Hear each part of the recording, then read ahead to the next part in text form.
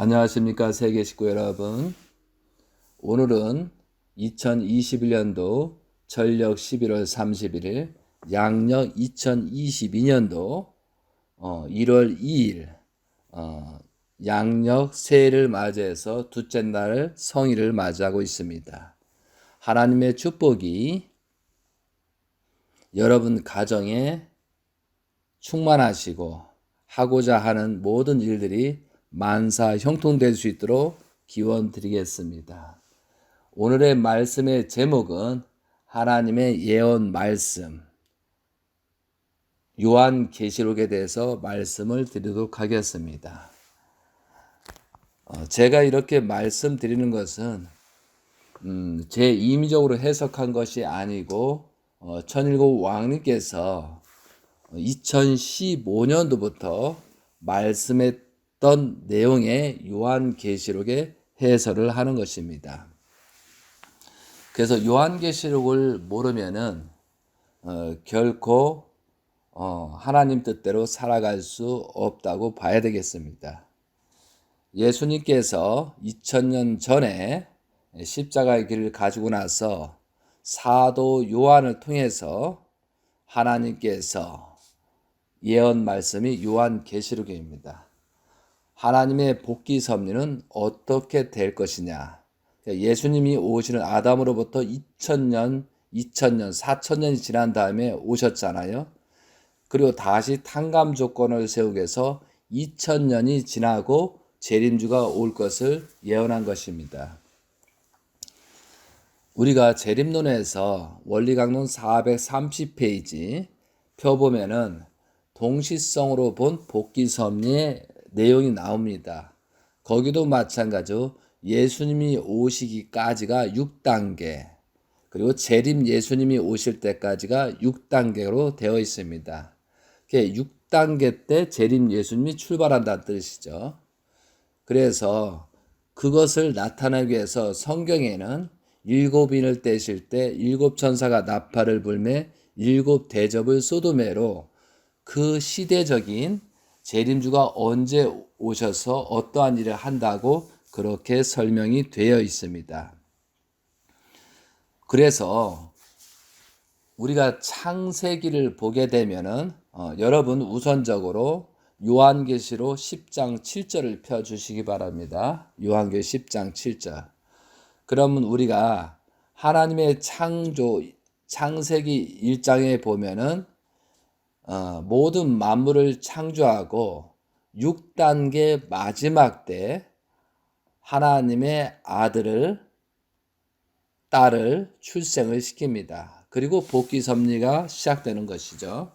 그와 마찬가지로 성경에도 7인을 떼실 때 7천사가 나팔을 불매 7대접을 쏟으며 마지막 때 창세기에 아담 창조가 창조의 마지막 때 하는 것처럼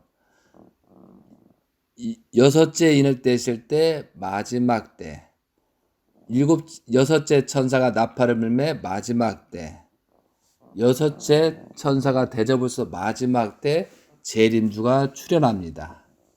그리고 7인을 떼실 때 직전, 7천사가 나팔을 불 때 직전, 7대접을 쏟음의 직전에 재림주께서 사명을 완수하시고 인수인계를 하십니다. 참된 혈통한테. 그렇게 예언이 되어 있다는 거죠. 이런 예언을 사실을 모르면은 재림주를 믿는 사람들은 전부 다 떨어져 나간다는 거죠. 창조 목적에 의해서 재림주님은 어떤 내용을 하냐면은 아담과 하와가 참 가정을 형성하고 참 혈통을 만들고 만물을 주관해야 됩니다. 그것을 하지 못했기 때문에 참된 씨가 예수님이십니다. 4,000년이라는 복귀 섭리가 걸렸다는 거죠. 그래서 예수님께서 후 아담으로 오셔서 개성을 완성한 터후에 아담과 하와가 하지 못한 3대 축복, 생육하고 번성하고 만물을 주는 그것을 하려고 했는데 개성을 완성한 입장에서 신부를 맞이해서 참된 혈통을 만들었는데 만들지 못했기 때문에 다시 2000년 후에 창조 목적을 성취시키기 위해서 재림 예수님이 오신 것입니다. 그것이 하나님의 예언입니다. 그것이 다시 말씀드리면 여섯째 인을 떼실 때 마지막 때, 여섯째 천사가 나팔을 불매 마지막 때, 여섯째 대접을 쏟을 마지막 때 재림주가 오셔서 어떤 일을 한다라고 써 있는 것이 7장 1절, 10장 1절, 16장에 기록이 되어 있습니다. 그런데 오늘은 재림 예수님께서 오셔서 창조 목적을 완성하시고 처음 익은 열매를 만들고 나서 처음 익은 열매에게 인수인계를 할 때를 좀 오늘 설명을 드리겠습니다. 굉장히 중요한 내용입니다. 그래서 재림주를 믿는 가정연합이나 통일교인들이 이것을 예언이 있는 것을 모르기 때문에 지금 우왕좌왕하고 뜻기를 제대로 가지 못한다는 거죠. 그래서 그러기 때문에 엄청난 지금 한국과 일본 온 세계가 환란이 처해져 있다는 거죠. 자, 재림 예수님께서 오셨는데 북한 평양 예루살렘에 오셨습니다.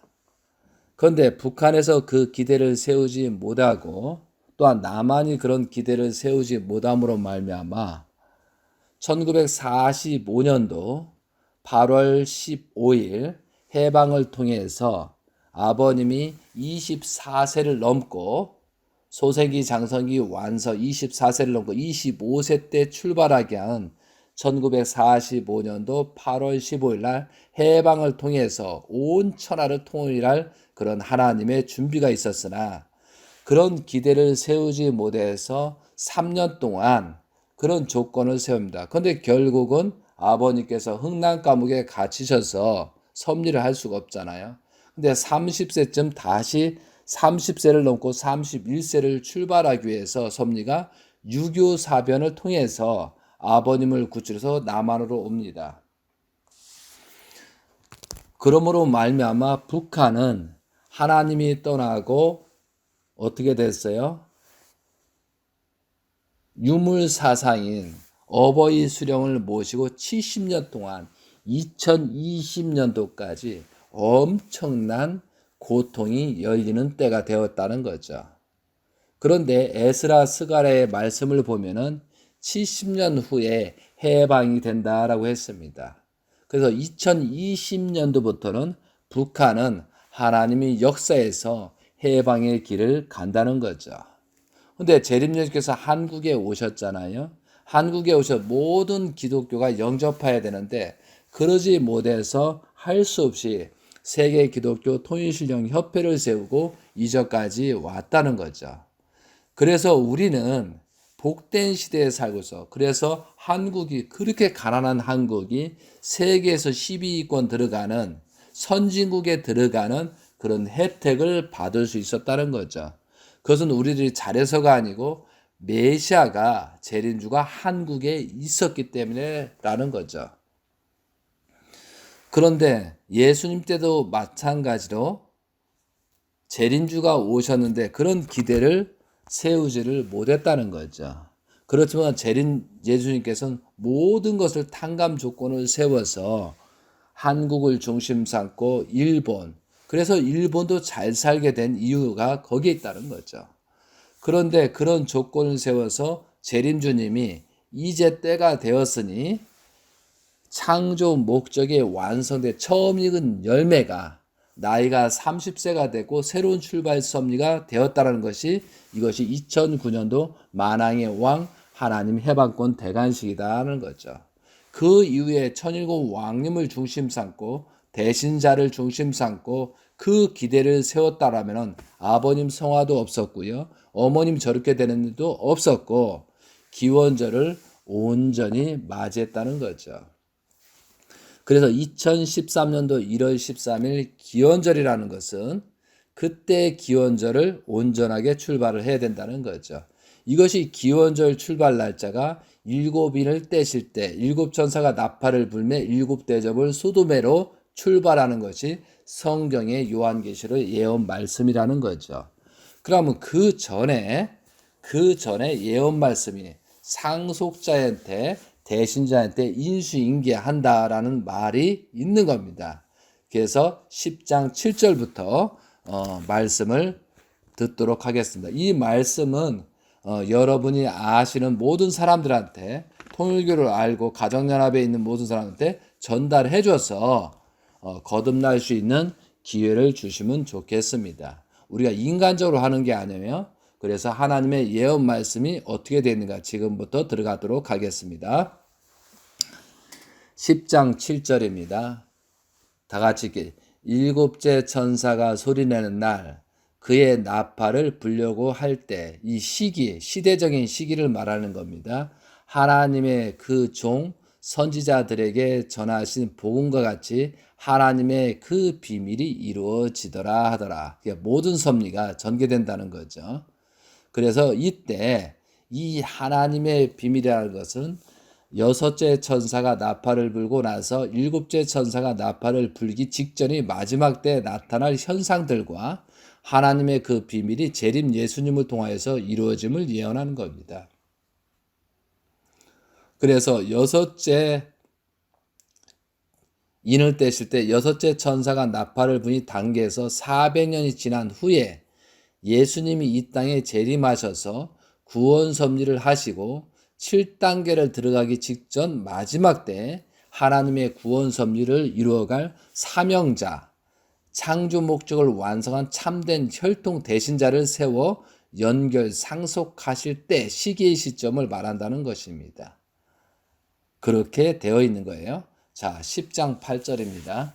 하늘에서 나서 내가 들리던 음성이 또 내게 말하여 이르되 내가 가서 바다와 땅을 밟고 서 있는 천사의 손에 펴놓은 두루마리를 가지라 하기로. 이 하나님의 명령입니다.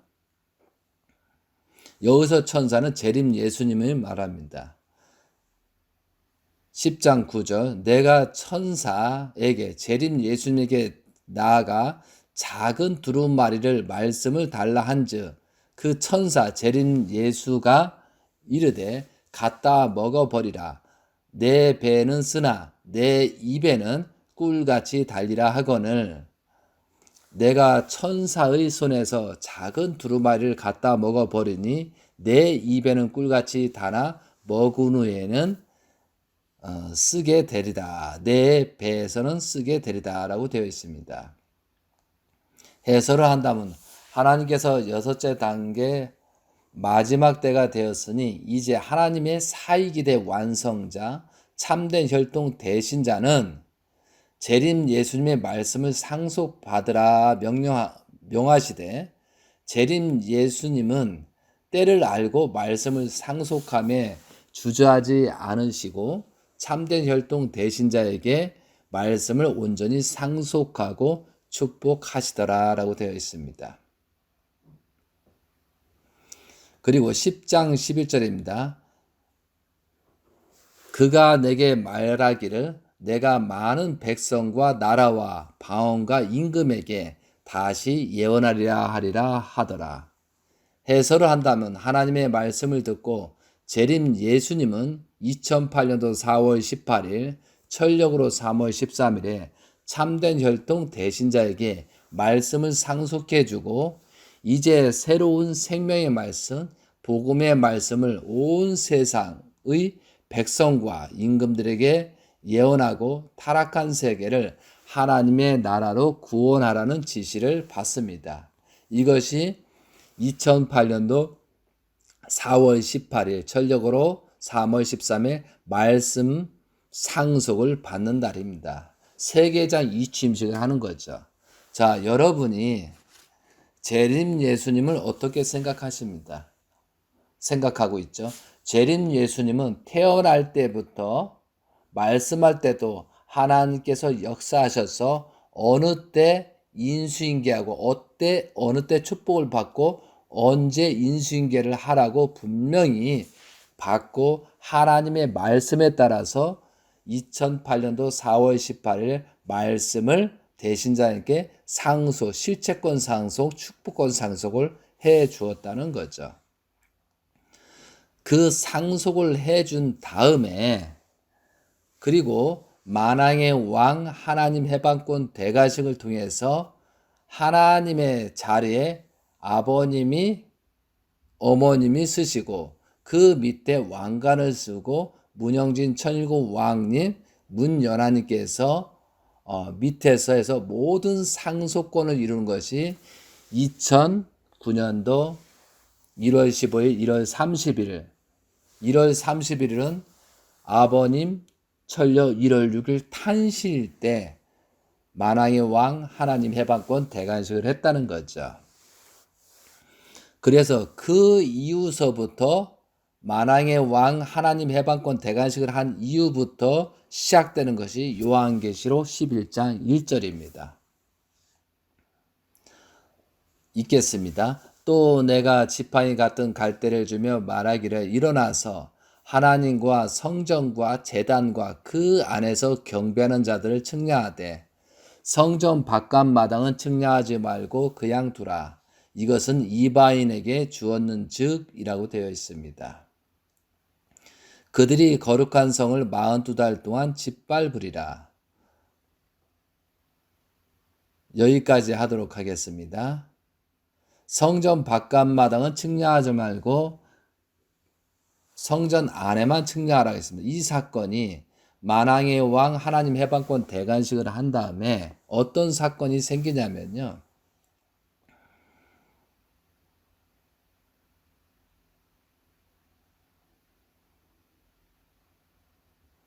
(2008년도 4월 9일) 날 국회의원 총선거가 실패해서 그 실패한 내용은 UPF 천주평화연합 조직들입니다. 조직들 중에 회개와 용서를 빌지 않고 자들이 미국 UCI 조직과 연합하여 공적 자선 탈취와 재림 예수님이 하시는 복귀 섭리를 방해하는 활동을 하였습니다. 그러므로 성전 바깥 마당은 측량하지 말고 그냥 두라. 이것은 이방인에게 주었는지의 말씀처럼 미 UCI 조직들을 분립되고 말았다는 거죠. 곽그룹을 얘기하는 겁니다. 그런데 그들이 2009년도 1월 15일, 1월 31일 날 만왕의 왕 하나님 해방권 대관식을 통해서 출발을 했고 아버님은 12지파를 중심 삼고 출발해가지고 속주 3월 8일 날 그때 원리 본체론 교육을 하면서 12지파를 출발을 하겠는데 곽 회장 때문에 현지님께서 미국으로 떠나시는 그 기대를 세움으로 말미암아 성전 바깥이 되는 겁니다. 그래서 그때 이후부터 3년 6개월 동안 그들이 거룩한 성을 42달 동안 짓밟으리라는 말씀처럼 성전 바깥 마당은 두 종류가 있습니다. 곽그룹과 김윤환 그룹이 있다는 거죠. 속조 사건 이후에 재림 예수님 성화까지 정확하게 42달입니다. 2009년도 3월 8일 속초 사건이 생겼거든요. 그리고 재림 예수님 성화 때까지 2012년도 9월 3일 날까지 정확하게 42달 동안 그들은 아버님과 3대 왕권을 짓밟았습니다. 미 UCI 조직들은 수많은 공적 자산을 탈취하였으며 재림 예수님을 배도하였고 재림 예수님이 세우신 대신자 상속자를 공격하였습니다. 그리고 성전 바깥 마당 중에 또 하나는 수련은 김모모입니다. 2006년도 6월 13일 천정궁 박물관 입궁식 완료 후 사명이 끝났음에도 불구하고 재림 예수님의 말씀을 거역하고 음녀 활동과 공적 자산을 훔쳤으며 대신자를 공격했습니다. 그 남편은 엄청난 천문학적인 돈을 훔쳐서 공적 자산을 횡령을 한 사건입니다. 자, 그리고 11장 3절이겠습니다. 내가 나의 두 증인의 권세를 줄이니 그들이 굵은 베옷을 입고 1260일을 예언하리라고 되어 있습니다. 이것은 재림 예수님이 참된 혈통 대신자를 좀 전에 말씀드렸지만 2008년 4월 18일 천정궁의 세계회장으로 천명하시고 말씀 상속, 실제권 상속, 축복권 상속, 대신자의 상속자의 권위를 천명하셨습니다.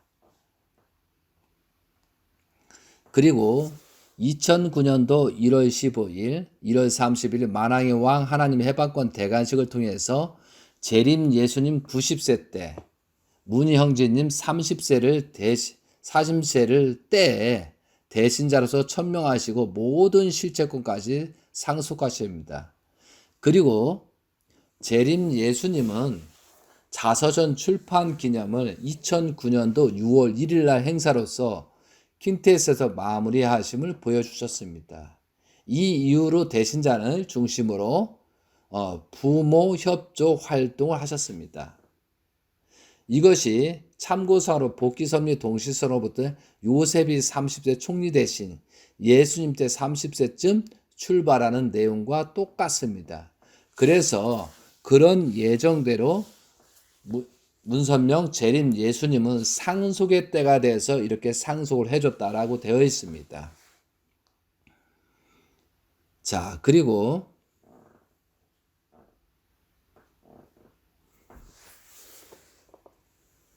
재림 예수님이 소망하시던 2007년도 8년도 희년에 하나님의 주권 나라를 복귀하려고 했는데 좌절되고 다시 재출발 복귀 섭리를 세우십니다. 근데 2008년도 7월 19일 참 부모님 헬기 사고 16년 탑승 탕감 조건으로 세우신 그 터위에 40년 탕감 복귀, 모세는 정탐 40일 실패해서 40년 광야 생활하잖아요. 그것을 탕감 줬고 40년이 우리가 다 죽기 때문에 복귀 섭리가 너무 연장되기 때문에 아버님은 헬기 사고를 통해서 40년을 4년으로 단축시킵니다. 그래서 2009년부터 2013년까지 기원절 섭리를 신년이라고 연기하셨습니다. 그리고 2009년부터 2010년 4년을 복귀 섭리를 대신자를 중심하고 출발 섭리를 말씀하셨습니다. 그래서 성전 안에 있는 자들을 중심으로 새롭게 출발한다는 뜻입니다. 다시 말씀드리면 세계평화 가정연합의 주권복귀 사명 실패로 다시 통일교 입장에서 재출발을 선포하신 겁니다. 그래서 천일고 왕님 대신자는 서울 용산 천복궁에서 통일교 마크를 사용할 수밖에 없어요. 그게 통일교라고 교명을 바꾼 것입니다. 가정연합에서. 그리고 그 말씀은 그 통일교 마크를 다른 거에 대해서 불평불만을 많이 한 사람이 있거든요. 실질적으로 2009년도 11월 18일 날 문영진 UPF 회장 취임사에서 말씀한 내용이 재림 예수님께서 통일교라고 명칭을 쓰고 활동하라고 하셨습니다라고 그때 대신자는 말했습니다. 그래서 역사상으로 소생기는 세계 기독교 통일신령 협회 시대고 장성기는 가정연합 시대를 넘어서 완성기 천일고 안착할 수 있는 통일교 시대에 들어온 것이다 라고 설명하셨습니다. 그리고 2009년도 11월 23일 재림 예수님은 통일교 복이라는 희호를 쓰면서까지 교명을 통일교로 변경할 것을 허락하셨습니다. 그런데 11장 3절 내가 나의 두 증인의 권세를 주리니 그들이 굵은 베옷을 입고 1260일 동안 예언하리라고 되어 있습니다. 그런데 대신자를 세웠으면 그 기대를 세워야 되는데 그 기대를 세우지 못했기 때문에 굵은 배옷 아버님께서 성화할 수 있다는 예언이 되어 있습니다. 성화한 이후에 1260일 동안 천일국 왕님께서는 정성의 조건을 세운다고 이렇게 1260일이 기록이 되어 있던 거죠. 성도들이 참된 혈통 대신자를 중심하고 복귀 섭리를 승리 조건을 세우지 못했기 때문에 굵은 배우 재림 예수님께서 성화하실 수밖에 없었다는 결과가 생겼습니다. 성도들의 책임을 짓지 못해서 9월 3일, 7월 17일 아버님께서는 성화하신 겁니다. 그래서 우리가 어떤 기대를 세우지 못해서 예수님께서 십자가 길을 간 것처럼 아버님께서도 큰 목적에서 기원절을 맞이하지 못하고 분명히 성하셨습니다. 그래서 이렇게 예언대로 되었다는 사실이 비극이라는 거죠. 그리고 성화한 이후에 사건입니다. 요한계시록 11장 4절 그들은 이 땅의 주 앞에 서 있는 두 감람나무 두 촛대니 만일 누구든지 그들을 해하고자 하면 그들의 입에서 불이 나와서 그들의 원수를 삼켜버릴 것이요 누구든지 그들을 해하고자 하면 반드시 그와 같이 죽음을 당하리라 라고 이렇게 되어 있습니다. 대신자를 중심 삼고 기대를 세우지 못하면 심판의 때가 온다라고 이렇게 예언이 되어 있습니다. 두 감람나무는 참된 혈통 대신자 문영진을 말하고 두 감람나무 가인 입장, 갈렙 입장을 문국진님을 말합니다. 이것은 천일국 왕님께서 직접 말씀한 내용이라는 거죠.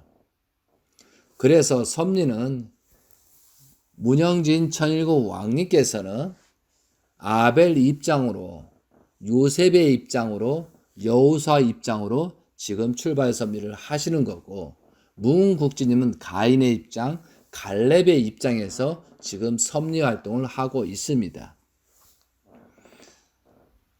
재림 예수님이 4차원 입적 선포식을 2012년도 6월 5일 날 천하궁에서 하신 말씀입니다. 재림 예수님의 모든 책임은 다했다. 우리 가정이 완성 완결을 보았다. 국진 형진 두 아들 가인과 아벨이 하나 되었다. 이렇게 말씀하셨습니다. 11장 5절이 그런 기대를 세우지 못했기 때문에 지금 환란이 생기는 거예요. 다시 한번 읽겠다면 만일 누구든지 그들을 해하고자 하면 그들 입에서 불이 나와서 그들의 원수를 삼켜버릴 것이요 누구든지 그들을 해하고자 하면 반드시 그와 같이 죽음을 당하리라. 이 말은 하나님의 예언 말씀입니다. 참된 혈통 대신자를 중심하고 절대적인 기대를 세워야 한다. 만약 불복종하거나 해하고자 하는 자는 반드시 죽음의 심판을 당하리라. 그래서 이 말이 어디에 해당되는 거예요? 재림 예수님 참부모님 선포문 2010년도 6월 5일 날 철력으로 4월 20일 대신자 상속자는 문영진이다. 그 외의 사람은 이단자며 폭파자이다. 대신자를 중심 삼고 하지 않는 자는 이단자고 폭파자라고 분명히 언급하셨습니다. 가정나라에 현재 있는 어머님을 기대를 세운다는 그런 사람들이 그런데 참 어머니께서 이 말씀에 대해서는 아직까지 언급을 안 하고 있다는 거죠. 그래서 우리들은 아버님 성화한 다음에 어떤 일이 생긴다. 이것이 7년 노정이라는 거죠. 이해되시겠습니다? 그래서 6절입니다. 그들이 굵은 베옷을 그들이 권능을 가지고 하늘을 다 그 예언하는 날 동안 비가 오지 못하게 하고 또 권능을 가지고 그로 피로 변하게 하고 아무 때든지 원하는 대로 여러 가지 재앙으로 땅을 치리하리라. 참된 혈통 대신자의 말씀과 천일국 헌법이 권능으로 온 세상을 다스릴 때에 땅에 있는 자들이 따르지 않으면 고통과 재앙을 받는다라는 것입니다.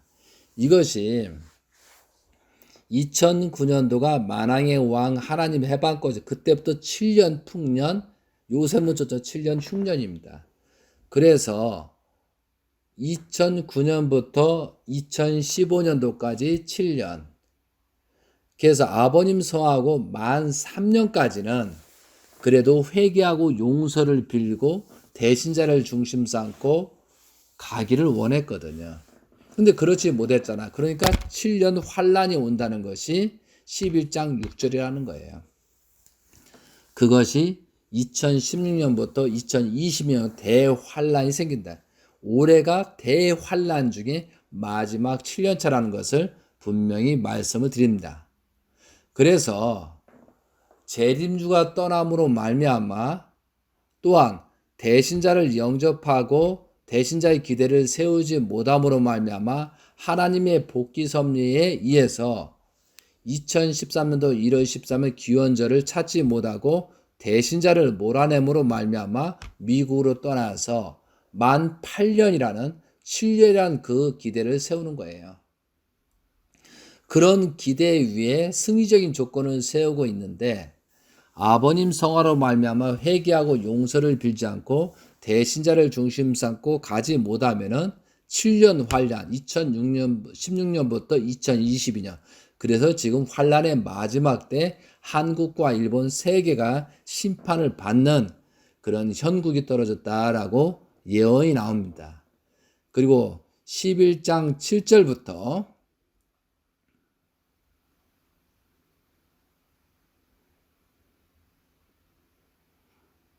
14절까지는 참 부모님께서 성화하시는 내용이 나옵니다. 자, 그러면 일곱인을 떼실 때 일곱 천사가 나팔을 불며 일곱 대접을 소돔으로 들어가도록 하고 이것이 11장 15절입니다. 자, 이제 2013년도 1월 13일을 맞이하는 것이 일곱 천사가 나팔을 불매 일곱 인을 떼실 때 일곱 천사가 대접을 소돔에가 이것은 예언되어 있는 겁니다. 이것이 왜 그런 2013년도 1월 13일을 왜 아버님께서 기원절을 선포하고 그때 기대를 세우려고 했냐면요. 2013년도는 단기 4346년입니다. 그런데 검토를 제가 쭉 해보니까 아담으로부터 홍수 심판까지가 1656년 때 홍수 심판이 났거든요. 그리고 홍수 심판이 된 그때부터 단기가 시작됐다는 것을 놀라운 사실을 알게 돼요. 그래서 2013년도가 단기 4346년이거든요. 홍수 심판 때부터이기 때문에 6천년이 넘고 하나님의 6천년 시대를 지나서 6001년이 시작하는 때가 2013년도 1월 13일이라는 사실이에요. 그래서 그것을 아버님은 하나님의 복귀섭리에 성취하기로 그렇게 노력을 했지만 우리가 기대를 세우지 못함으로 말미암아 아버님 성화하시고 어머님은 사탄한테 내줄 수밖에 없는 그런 엄청난 2015년도의 기대 환란이 생기고 지금까지 어려움이 생긴다는 거죠. 그런데 창조 목적의 하나님의 창조 목적이 아담과 하와가 완성해서 그 자녀를 낳잖아요. 그러면 아담과 하와는 언젠가는 죽죠. 그럼 그 자녀를 중심 삼고 또 기대를 세워나가 중심을 세우는 것처럼 참 부모님께서 재림주로 오셔서 창조 목적을 완성을 해서 인수인계까지 하는 것이 재림주의 목적이라는 거죠. 그리고 재림주의 목적에서 그 환경을 만들어야 합니다. 참된 혈통이 일할 수 있는 그런 환경을 만들기 위해서 말씀을 우리한테 주신 거고 축복을 해 주신 것입니다. 축복을 받고 나서 양자, 입장을 세우기 위해서 그런 섭리에 그런 노정을 펼친 겁니다. 그래도 우리는 언젠가는 참된 혈통과 접붙임이 와야 된다는 거죠. 이것이 혈통복귀잖아요. 양자, 서자, 친자. 그래서 참 부모님과하고 혈통관계를 잊지 못하면 결국은 친자가 될 수 없다는 거죠. 자, 그래서 여러분 여기까지 말씀을 들었잖아요. 그리고 그러면 미국에서 어떠한 섭리를 하시는가를 간단하게 마무리하고 마치도록 하겠습니다. 자, 11장 15절입니다. 일곱째 천사가 나팔을 불매, 이것이 2013년도 1월 13일이라는 거죠. 하늘에 큰 음성이 나서 이르되 세상 나라가 우리 주와 그의 그리스도의 나라가 되어 그가 세세토록 왕노릇 하시로다 하니, 하나님 앞에서 자기 보좌에 앉아 있던 24장로가 엎드려 얼굴을 대고 땅에 대고 하나님께 경배하여 이르되 감사옵나이다. 옛적에도 계셨고 지금도 계신 주 하나님 곧 전능하신 이여, 친히 큰 권능을 잡으시고 왕노릇 하시로다. 이것이 예정되어 있습니다. 하나님께서 6천년이 넘어서 새로운 1000년, 6001년 역사를 맞이해서 세계적인 천일국 시대를 실체적으로 펼쳐 나갈 것을 예언하신 말입니다. 근데 그렇게 되지 못했다는 거예요. 못했을 경우를 말하는 거예요. 11장 18절. 이방인들이 분노하며 주의 진노가 내려 죽은 자를 심판하시며 종 선지자들과 성도들과 또 작은 자든지 큰 자든지 주의 이름을 경외하는 자들에게 상 주시며 또 땅을 망하게 하는 자들은 멸망시키실 때로소이다 하더라. 이것이 현재 진행형이었다는 거죠. 그리고 좀 전에 그들이 굵은 베옷을 입고 1260일을 예언하리라가 되어 있거든요. 그 말씀처럼 11장 19절에 새로운 때가 열리는 거예요. 이에 하늘에 있는 하나님의 성전이 열리니 성전 안에 하나님의 언약궤가 보이고 또 번개와 음성과 우레소리와 지진과 큰 우박이 있더라. 이 말씀이 성화하신 이후에 1260일이 지나고 이 말씀이 시작된 거예요. 그래서 성화 3년이 시작되고 3년째 2015년부터 8월 30일 철력으로 아버님 성화 3년째부터 언제까지 2016년도 12월 31일까지의 예언 말씀입니다. 그래서 아버님 성화 3년이 된 다음에 아버님이 영적으로 성화식이 잘못돼가지고 구속이 되어 있었어요. 그게 3년째 해방이 됐기 때문에 그날을 천일국 왕이 미국에서 8월 30일 날, 7월 17일 날 기원절을 다시 할 수 있어요. 하나님이 중심 잡고 아버님이 완전히 내려오셔서 영계의 활동을 할 수 있는 시점입니다. 이래서 기원절을 선포한 거예요. 대단한 일입니다. 그 이후에 사건입니다. 다시 읽겠어요. 이에 하늘에 있는 하나님의 성전이 열리니 성전아, 그때 열렸다는 거예요. 성화 3년 차에 성전 안에 하나님의 언약궤가 보이고 천일국 천법을 천일국 왕님이 반포를 하잖아요. 번개와 음성들과 우레소리와 지진과 큰 우박이 있더라. 많은 말씀을 통해서 새롭게 거듭나기를 기원하는 그런 내용을 천일국 왕께서 2015년도 성화한 이후에 본격적으로 말씀을 했다는 거죠. 그 말씀의 내용이 2016년도 12월 31일까지입니다. 그래서 2013년도 1월 13일 잘못된 기원절을 맞이해서 좌절되는 바람에 그러므로 참된 혈통 대신자는 하나님의 천명을 받고 기원절을 다시 찾아 세우기 위해서 가나안을 떠나서 한국을 떠나서 미국 애굽에서 3년 동안 죄인들을 대신하여 죽음 이상의 정성 조건과 탕감 조건을 세우시게 되었습니다. 그리고 참된 혈통 대신자는 3년 동안 승리적인 조건을 세우시고 2015년도 8월 30일 재림 예수님 성화 3주년을 맞이하여 새로운 출발을 하시게 되었습니다. 이날 대신자는 재림 예수님의 생명체를 쓰시고 왕관과 용포를 입으시고 왕으로서 기원절을 선포하셨습니다. 실체적인 여인세 협회를 출발하게 되었습니다. 이것은 2013년 1월 13일 잘못되었던 기원절을 재출발하는 복귀 섭리 과정이었습니다. 그래서 이때부터 2013년 1월 13일 날 기원절 때 가짜 기원절 때 성주시다 모든 것은 다 아버님의 권한권 밖으로 떨어지는 성주, 사탄의 성주식이었다라고 말하고 있는 겁니다. 사실입니다. 그래서 성화 3주년을 걸치면서 참 아버님 권한권으로 돌아온 성주식, 축복식을 통해서 구원 섭리를 펼치셨습니다.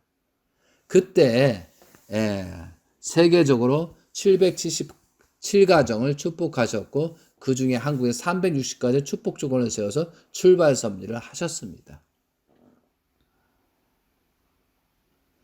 그리고 다음에 2015년도 10월 10일 날 천일구 합중고 헌법을 전 세계적으로 반포하시고 하나님의 천일구 헌법 시대를 펼쳐지기 그때부터 시작됐습니다.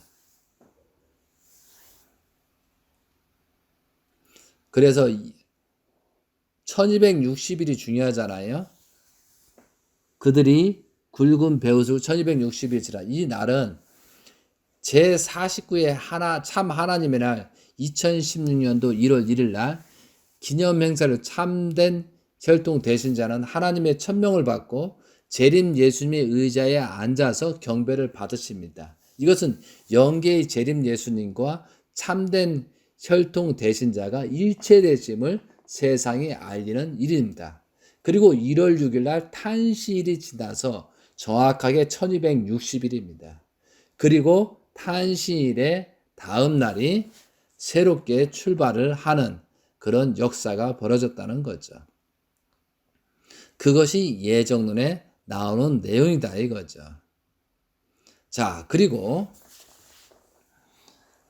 나서 2017년도 1월 1일부터 하나님의 새로운 출발 섭리가 벌어집니다. 이것이 요한계시록 12장 1절이에요. 그래서 여러분들이 지금 제가 말씀하는 것이 1%도 거짓말이었고 하나님의 예언 말씀을 천일국 왕님께서 말씀한 내용을 그대로 전달하고 있다는 사실이죠. 저는 이 사실에 대해서 2007년부터 공부해가지고 요한계시록에 대해서 많은 내용을 하고 있습니다. 일부분을 그때 2009년도 10년도에 이렇게 될 것이고 아버님이 어려움이 생기고 모든 통일교가 어렵게 생긴다. 그때도 내가 이걸 전달 사항이 있었답니다. 전달했지만 많은 사람이 듣질 않았죠. 자, 그런데 하나님의 복귀 섭리에 맞춰서 이젠 새로운 출발 섭리가 벌어지는 겁니다. 요한계시록 12장 1절이 언제부터다고요? 2017년도 1월 1일부터 출발입니다.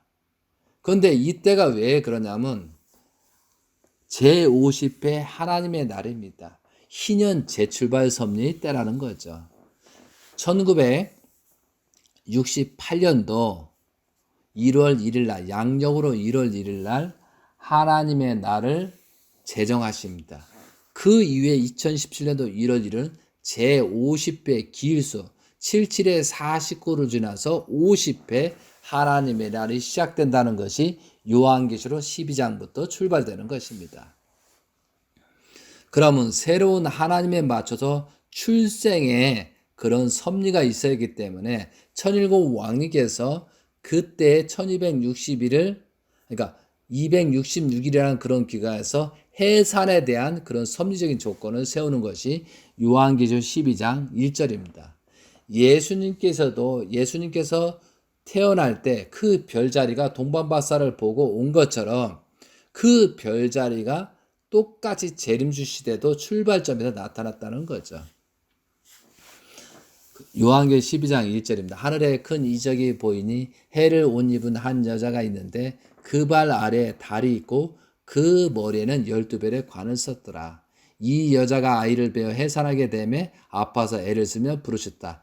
이때가 나사의 별자리에 있는 것처럼 성경에 2017년도 1월 1일 날부터 처녀자리 배 위에 목성이 9개월 동안 260일 동안 머물러 있다가 나가는 현상입니다. 그 나가는 날짜 2017년도 9월 23일 하늘에 실질적으로 나타나는 별자리 현상입니다. 이것이 어떻게 나타났냐면요. 처녀자리 머리에 12별이 있고, 이제 12별이 있고, 금성, 화성, 수성까지 해서 12별이 있습니다. 어깨에는 태양이 있습니다. 그리고 다리 아래는 달이 일직선으로 쫙 쓴 날짜가 2017년도 9월 23일 날짜입니다. 여러분이 우주 나설의 9월 23일 날 쳐보세요. 지금 그게 뜨고 있어요. 그때 많은 종교들도 이때 무슨 일이 하나님이 새로운 섭리가 시작되고 출발점이라고 전부 다 예언하는데 찾지를 못한 거잖아요. 그런데 이 말씀을 천일국 왕께서 2015년 십적하셔서 이런 일이 생긴다라고 내가 그렇게 할 것이다 라고 그렇게 했다는 사실입니다. 그와 마찬가지로 3장 12장 3장 3절 4절이 하겠습니다. 하늘에 또 다른 동시에 하늘에 또 다른 이적이 보니 보라 한 큰 붉은 용이 있어 머리가 7이요 뿔은 10이라. 그 여러 머리에 7 왕관이 있는데 그 꼬리가 하늘의 별 3분의 1을 끌어다가 땅에 던져지더라.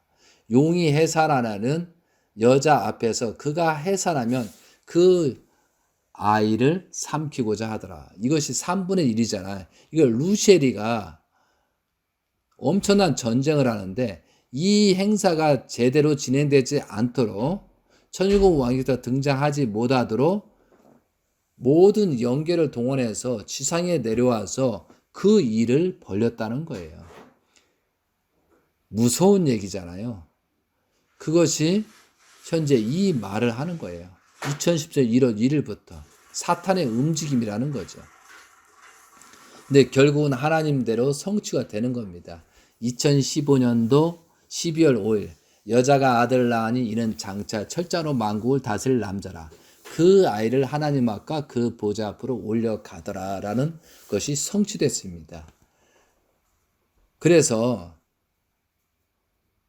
해설을 하겠습니다. 철장으로 만국을 다스릴 남자가 그 아이를 하나님 앞과 그 보좌 앞으로 올려가더라 의미는 하나님의 창조 목적을 완성한 참된 혈통 대신자의 등극을 말하는 겁니다. 하나님의 이성성상이 각각 개성을 완성한 실체 대상으로 분립된 아담과 하하가 부부가 되어 합성일체함으로써 자녀를 번식하여 하나님을 중심한 가정적인 사회 기대를 이룬 결과의 사람, 즉 창조 목적의 처음 익은 열매, 흠이 없는 자가 등극하는 날이 2017년 9월 23일부터 25, 26일을 말하는 것이다 이거죠. 그래서 그 아이를 하나님 앞과 그 보좌 앞으로 올려가더라 예언의 성취가 2017년도 9월 23일부터 25, 26일날 천일국 왕님 탄시를 맞이하면서 왕 중의 왕으로서 만주에 주어서 참된 혈통이 등극식이 벌어졌다는 사실입니다. 그리고 나서 그 등극식이 있고 나서 12장 6절에 그 여자가 강야로 도망하며 거기서 1260일 동안 그를 양육하기 위해서 하나님께서 예비하신 곳이 있더라. 이 말씀은 하나님께서 철장으로 만국을 다스릴 남자를 보호하는 기간입니다. 양육기간입니다. 이것이 1260일이 3년 6개월 동안인데 하나님께서 예비하신 곳 미국 펜실베니아에서 예비한 곳이 있습니다. 참된 혈통 대신자는 외적 조건을 준비 기간입니다. 그래서 1260일은 2017년도 9월 23일부터 2021년도 작년 3월 5일이었습니다. 그래서 2021년도 3월 6일부터는 철장으로 만국을 다스릴 천일국 왕권 시대가 펼쳐지는 사탄의 심판과 새로운 천일국 출발 섭리가 시작됨을 예언하고 있습니다. 자, 2017년도 9월 23일이 완전하게 영적, 육적으로 3대 왕권 창조 참된 혈통 대신자가 등극하고 출발한 날짜에서 영계선 난리가 납니다. 비로소 대신자의 등극, 창조 목적은 완료를 한 열매가 출발점이 됐다는 거죠. 그러니까 아담과 헤아가 생육하고 번성하고 만물을 주관하는 그 번성의 실체가 나타난 겁니다. 그래서 만물 주관을 할 수 있습니다. 만물 주관을 가장 위에 뭐냐면 천사들까지 주관한다는 것이 이게 요한계시록 12장 7절부터 예언됐다는 사실을 여러분이 분명히 엄청난 사실이 벌어지는 거예요. 그러면 2017년 9월 24일 1260일 동안 영계도 싸움을 하잖아요. 사탄들도 싸움을 하잖아요. 그런 내용이 있다는 거죠. 자, 12장 7절입니다. 하늘에 전쟁이 있으니 미가엘과 그의 사자들이 용과 더불어 싸울세.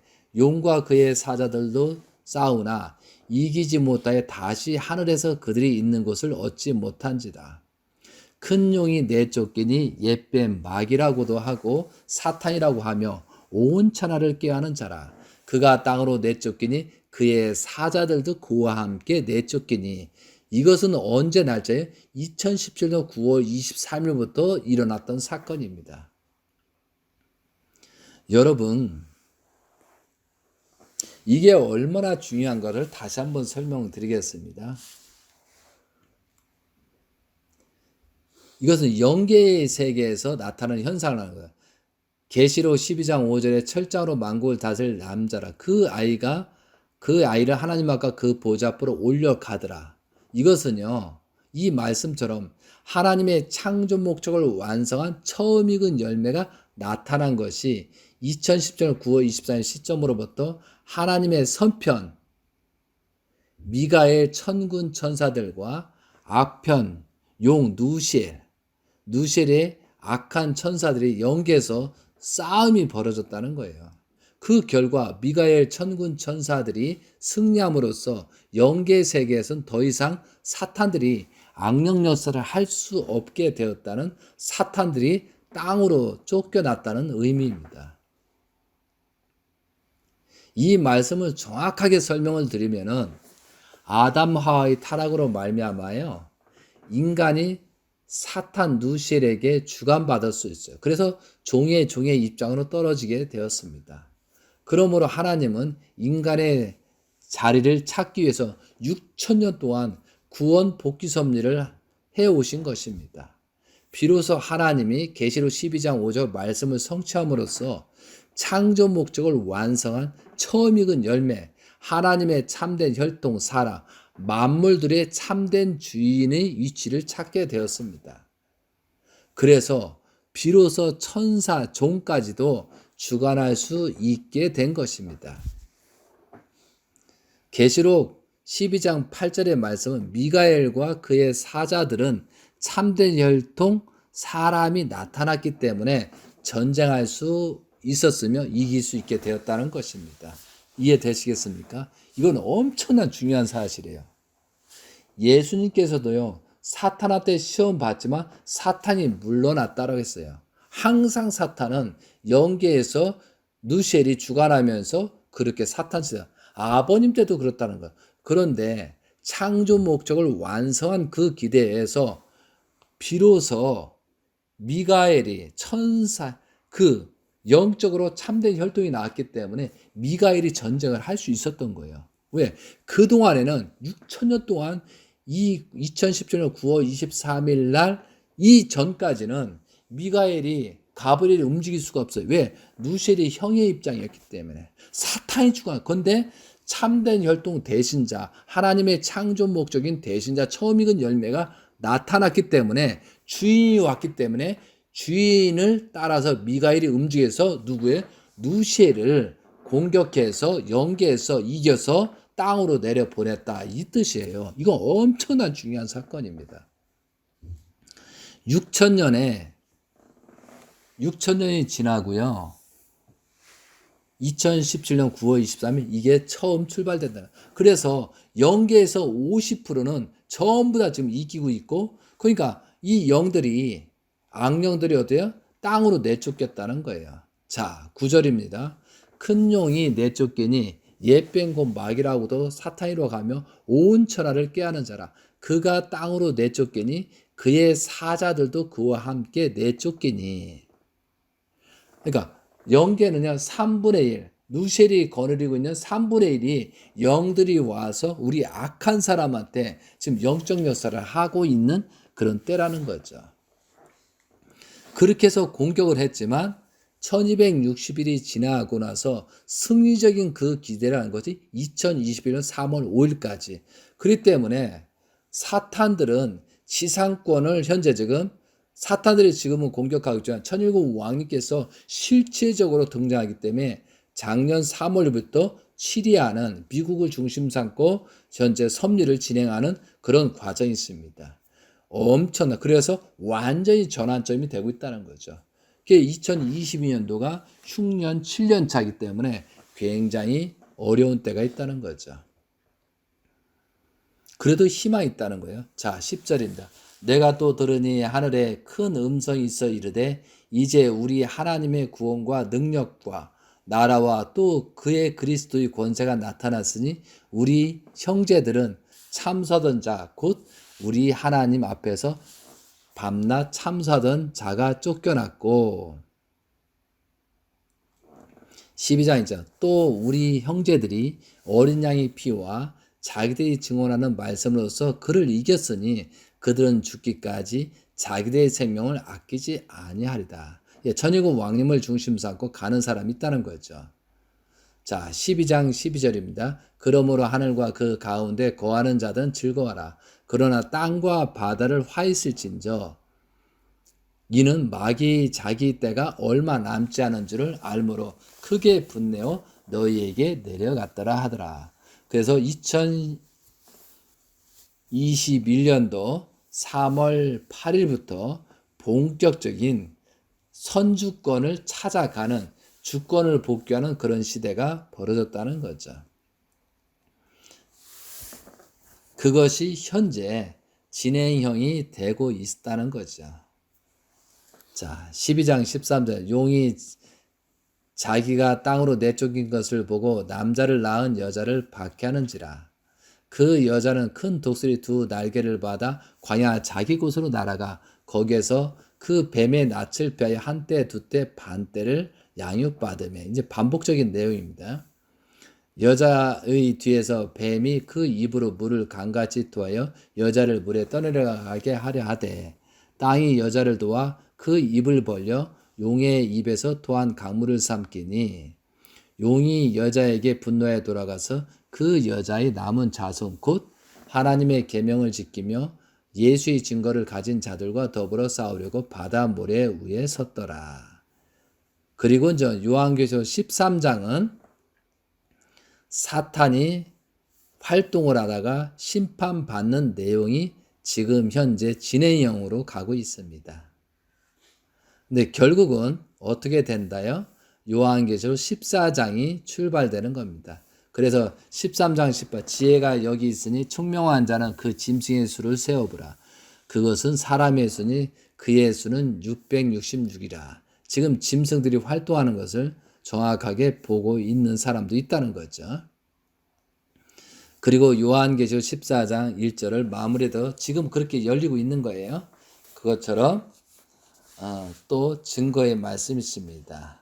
그래서 요한계시록 14장은 다음 시간에 하는 걸로 하고요. 지금은 환란기 2022년도는 환란입니다. 그런데 여러분이 환란을 두려워해서는 안 됩니다. 사탄이 최후의 발악을 하는 때이고, 그죠? 최후의 발악이기 때문에 이때 하나님을 중심 삼고 3대 왕권을 중심 삼고 기도와 정성을 드리고 조건을 세우면 희망이 있다는 것을 분명히 언급을 합니다. 그래서 요한계시록의 하나님의 예언 말씀을 알지 못하면 불안과 초조하거든요. 그렇기 때문에 지금 사탄들은 많은 사람을 해하고자 한 겁니다. 많은 사람을 죽이고자 합니다. 왜? 지금 실패했거든요. 영계에서는 벌써 사탄이 진 상태입니다. 그래서 짓기 때문에 지상에 있는 사람들한테 들어가서 지금 역사를 하고 있는 거예요. 그게 지금 가장 악한 놈이 있고 가장 선한 자가 같이 동시성으로 맞물려 있다는 거죠. 그래서 권력과 이권과 명분을 가지고 섭리는 할 수가 없습니다. 그래서 모든 사람들이 그런 조건을 세워서 승리적인, 그래서 굉장히 2022년도 위기입니다. 그러나 엄청난 위기입니다. 사탄한테 하나님한테 심판을 받지 않기 위해서는 우리가 새롭게 거듭나고 하루를 충실하시면 됩니다. 오늘 하루를 말씀을 통해서 회개하고 용서를 빌면서 출발을 하고 그 조건을 세우면 그 사람은 산자가 되는 거고 살 수 있는 기회가 있다고 종족을 구할 수 있는 입장이 된다는 거죠. 그래서 말세라고 하고 심판 때는 우리가 정성과 그 기대를 세워서 천일국 왕님을 중심 삼고 하나님의 창조 목적 처음 익은 열매를 중심 삼고 그 기대를 세워나가고 그거에 대해서 조건을 세우는 거예요. 왜냐하면 하나님의 사탄의 주권 싸움이기 때문에.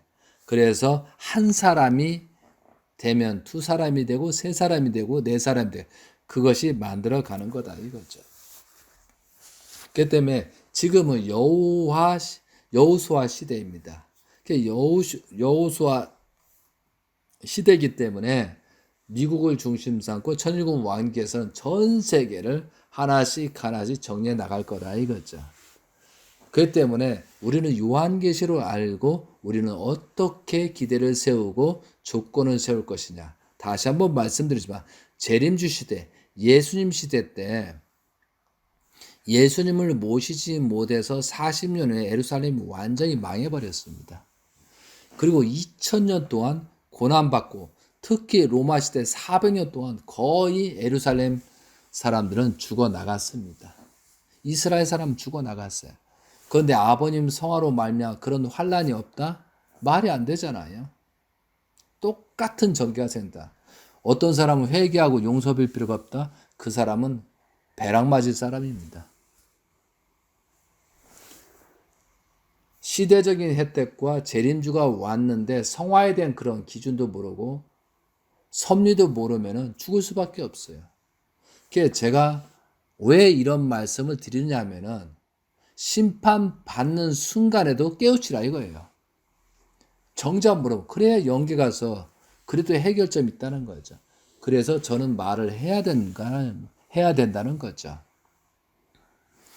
여러분들 요한계시록의 예언 말씀이 두 가지 예언이 있습니다. 잘 될 경우 예언되고 못 될 경우 예언이 됐습니다. 이런 어떤 못 되는 경우고 잘못된 사건이 생겼을 때 회개하고 용서를 빌라라고 해서 그 예정이 있는 거예요. 아버님을 제대로 모시면 성화할 수 있고 왕님을 제대로 모시면 심판받을 수 있다는 것이 예언되는 거예요. 그럼 그렇지 않게 하려고 하는 것이 예언 말씀인데 우리가 그렇게 하지 못하니까 예언 말씀에 나온 요한계시록에 나온 것은 그 환란에 심판을 받고 있는 거죠.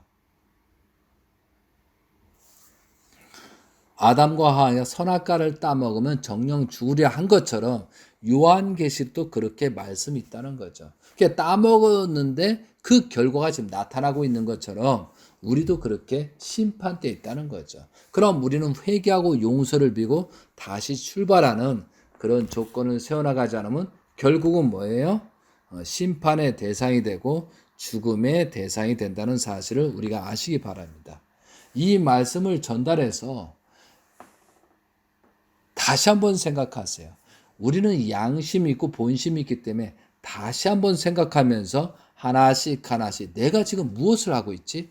내가 지금 통일교에 왔는데, 가정연합에 왔는데 지금 내 위치를 따져보라 이거죠. 본인 위치를 놓고 하나님이 심판을 하겠는지 사탄이 주관하게 했는지 나를 보고 평가라 이거죠. 누구를 탓하는 게 아니고. 그러면 분명히 내 자신이 나를 놓고 내가 하나님이라면 사탄이라면 나는 어떻게 심판받을 것인가 본인이 알고 있다는 거예요. 본인이. 그런데 본인은 해결하려고 본인은 회개하고 용서를 빌지 않고 본인은 해결하지 않으려고 하면서 남들한테 잘하기를 원하고 있는 그런 사기꾼들이 많다는 거죠. 카톡만 삐삐삐삐삐 누르면서 자기는 땅바닥에 방바닥에 숨어 있으면서 남들 보고 해라고 요청하는 이거 잘못된 거라는 거예요. 본인부터 해라 이거죠. 본인부터 하고 나서 나는 이렇게 하고 있다라고 그 결과는 얘기를 하란 말이죠. 그러면 그것을 되는 거예요. 그런데 자기는 가만히 있으면서 남들 보고 하라 한다? 이건 멍청한 짓이라는 거죠. 그러면 지옥행 가야 되죠. 왜? 자기는 하지 않고 죽을까봐 뭐 나오면 나타 이런 바보 같은 짓을 하는 놈들이 요즘 카톡 전쟁 엄청나게 하고 있어요. 이 말을 듣고 뭐 정치가 어떻다 뭐가 어떻다 그런 얘기 안 했으면 좋겠어요. 피곤해 죽겠어요. 나부터 지금 어떻게 거듭나고 나부터 한 것을 그 결과를 가지고 말을 해라 이거죠. 이해되시겠습니까? 그래야 그 가정은 살아가고 그 종족이 살 수 있다는 거죠. 그래서 어제 새해 말씀도 좀 오늘 하루를 하나님께 멀게 보면 희망이 없어 보이잖아요. 그러니까 오늘 하루를 내가 어떻게 살 것이냐, 오늘 하루를 어떻게 기쁘고 하나님께 기쁨과 영광을 드릴 것인가 그에 초점을 갖고 오늘 하루하루를 살다 보면 이 환난 기간이 순탄하게 지나갈 수 있다는 거죠. 물론 연대죄다, 자범죄다, 뭐 혈통죄다 있습니다. 그렇지만 죽고 사는 문제가 있다는 거죠. 그러면 기도하고 정성 드리면 위기일 때 피하라라고 계시도 받을 수 있고 그런 겁니다. 그것처럼 희망을 갖고 우리가 출발하는 여러분이 되시고 오늘 이 말씀을 듣고 한 두세 번 들어보세요. 자, 지금 곽그룹도 있고 뭐 김윤환 그룹도 많은 그룹들이 있어요.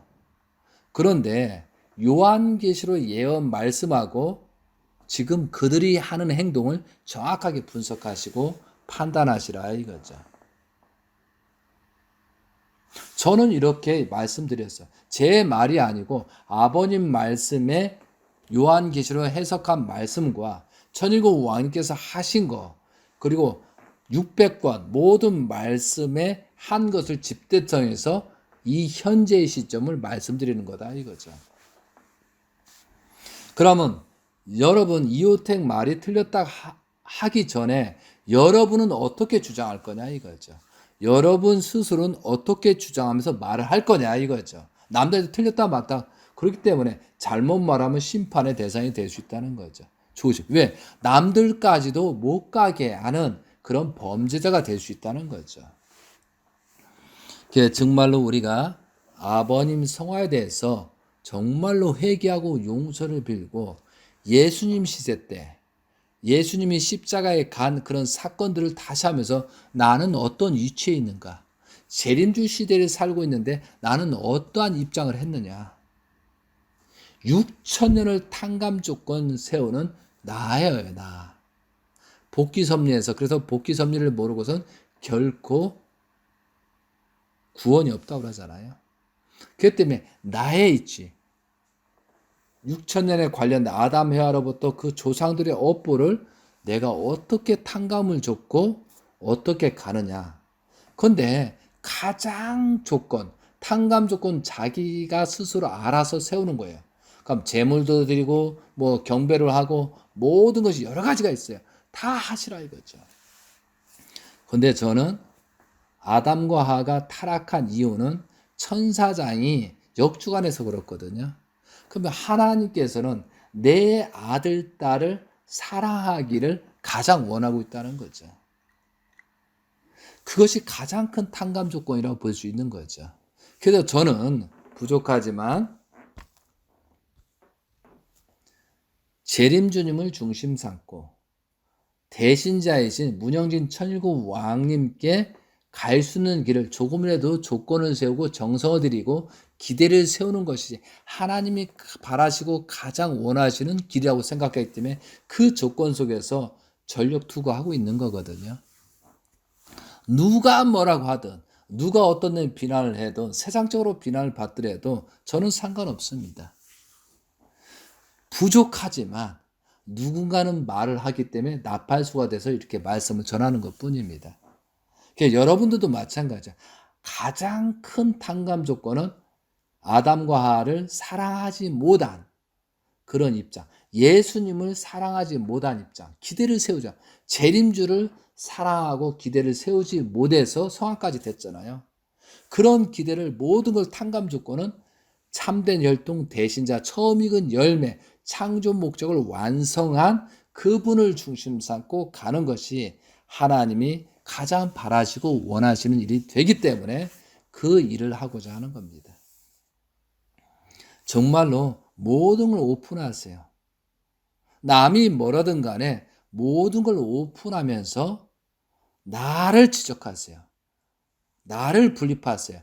이 사탄, 타락성 근성 있는 핑계대고 싶은 이런 근성을 빼버리면서 내가 거듭나고 내가 성전이 돼보자 이거죠. 저는 그런 연습을 하고 있어요. 아직까지 부족하지만 그런 마음으로 하루하루를 지내면서 성경 공부보다 나팔수가 되기 위해서 지금 준비를 하고 120일 기간합니다. 오늘이 이제 20일째 됐습니다. 100일. 그래서 100일 동안에 철저히 준비를 해서 말씀을 증거하도록 하겠습니다. 많은 환난과 많은 것이 이거 어떡하지? 어떤 그 빛을 보기 위해서 찾는 사람들이 있습니다. 그 사람들한테 말씀을 전해줘서 한 사람도 구출할 수 있는 그런 기대를 세우고자 지금 준비하고 있습니다. 여러분들도 정성의 조건을 세우고 서로가 서로를 기도해 주면서 출발할 수 있는 여러분이 되시고 오늘 2022년도 양력 새해를 맞이해서 하나님의 축복이 여러분 가정에 역사할 수 있고 하나님이 사랑할 수 있는 내가 되자. 하나님한테 사랑 달라고 하지 말고 하나님을 위로하고 하나님의 한을 풀고 예수님의 한을 풀고 재림 예수님의 한을 풀면서 우리는 어떤 기쁨과 영광을 하나님께 찾아드릴 것인가 생각하는 여러분이 되시기 바라면서 오늘 하나님의 예언 말씀을 하게 되었사오니 이 말씀을 듣고 새롭게 출발하시는 여러분이 되시길 바라면서 말씀을 마치겠습니다. 아주